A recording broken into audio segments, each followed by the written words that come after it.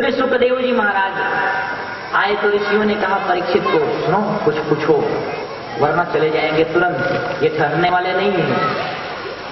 तो तुरंत परीक्षित ने चरणों में निवेदन किया और कहा कि महाराज मेरे पास एक बात है, एक बात मैं जानना चाहता हूं, कुछ आपसे पूछना चाहता हूं। सुखदेव जी बैठ गए, बोले पूछो। तो परीक्षित ने कहा कि अतः प्रेच्छामि संसिद्धिम योगिनां परमं गुरुं कि पुरुषस्येह यत् कार्यं म्रियमाणस्य सर्वदा।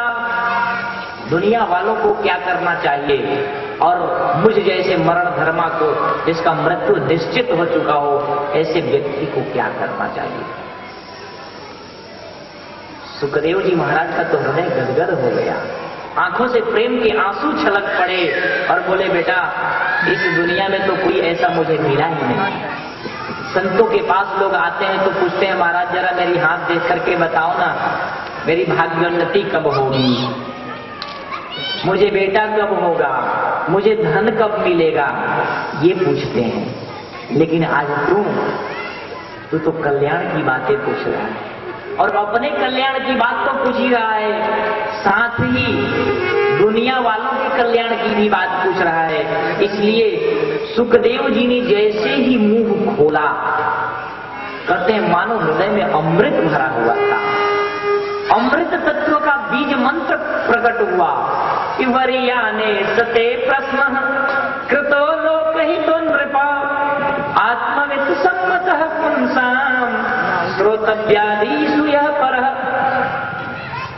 कहते राजन बहुत ही श्रेष्ठ प्रश्न तुमने पूछा है।